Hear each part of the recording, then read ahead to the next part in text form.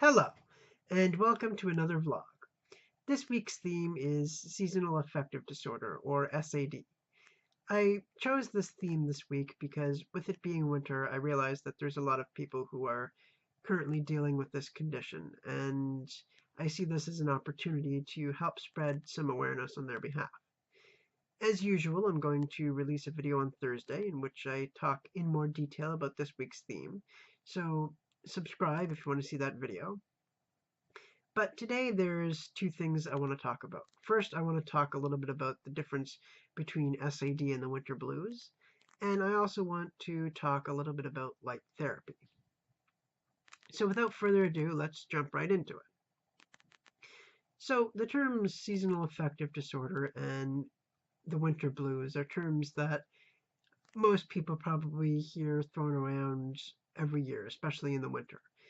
And people might not really know what the difference is, and a lot of people may even confuse them as the same thing. Um, but it's important to note that they aren't. Seasonal affective disorder, or SAD, is essentially a form of depression that primarily occurs during the fall and winter. It's heavily linked to the changing of the seasons. There is a form of SAD that occurs in the summer, but it's not nearly as common. So for the purposes of this video, we're going to be talking about winter pattern SAD. Um, so yeah, like I said, it's essentially a form of depression that occurs in the winter. And if you actually look at the symptoms of SAD and compare them to clinical depression, you'll see that they're virtually identical. Um, the winter blues, on the other hand, which is also known as subsyndromal SAD, is a lot milder. Um, a lot of people, myself included, tend to feel kind of down in the dumps and, maybe a little bit sadder or tireder than usual during the winter months. And this is understandable. I mean, it's colder outside, the weather's not as good, isn't nearly as nice. The days are a lot shorter. And I mean, to top it all off, I live in Canada. So it's understandable that people might feel a little down in the dumps during the winter. But that's not the same as SAD. Basically, I just want to reiterate that seasonal affective disorder is a form of depression, whereas winter blues is not.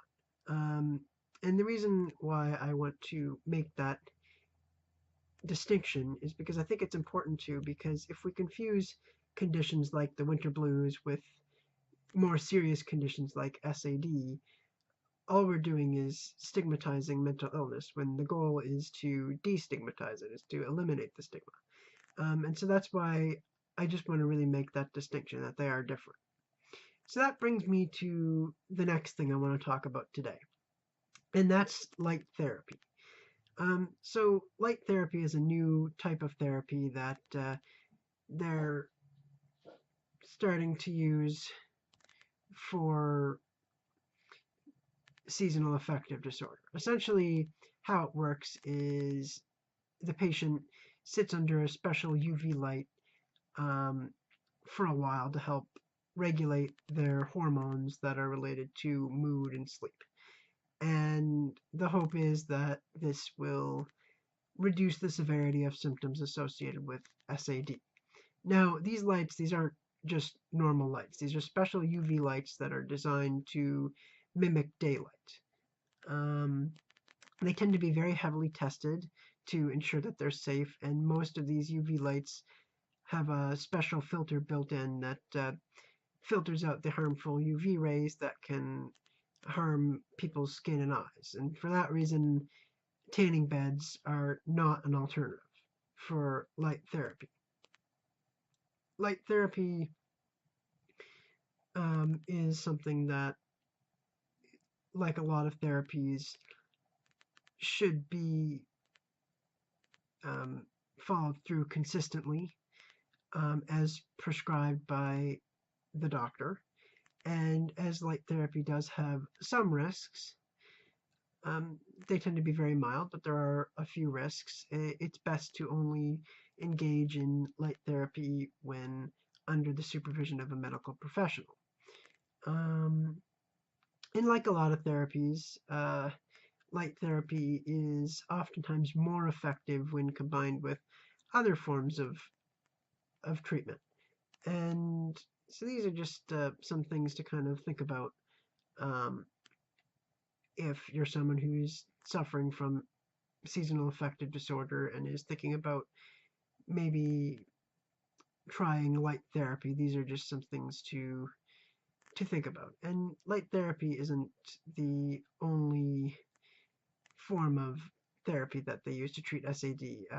SAD, because it's a lot like uh, clinical depression, they use a lot of the same treatment methods. So light therapy is one of the methods that they use, but of course, medication and counseling are also treatments that can be used in conjunction with light therapy. And another treatment that they're using quite a bit is called cognitive behavioral therapy, which they do use for other mental illnesses like depression and anxiety. Essentially, cognitive behavioral therapy, as the name suggests, it's all about changing your thinking process and your actions to help regulate your mental health, to help manage it.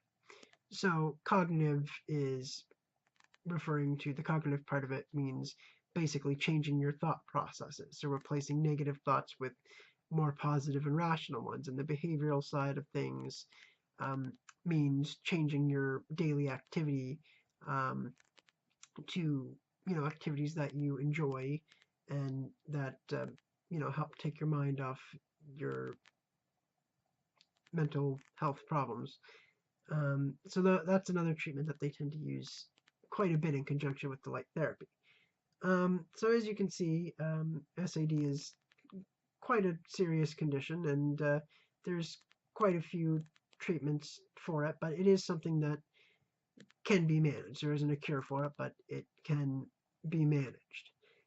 Um, so obviously that's a lot of information to take in that I just went over. So I'm going to include a couple links in the description. One's a link to an article, an interview that talks about, among other things, the difference between SAD and the winter blues. And the second article is one that from Mayo Clinic that just talks a little bit about what light therapy is and breaks it down to into sections, what the purpose of it is, how it works, what the risks are, what recommendations are. So if you want to get more information on either of those things, you can just check out those articles, and I encourage you to do so because I've basically taken the information from those articles and condensed it down into a 10-minute video, but there's a lot more information where that came from. So thanks for watching. I hope everyone found this video informative and interesting, and I look forward to seeing you guys on Thursday. Thanks for watching.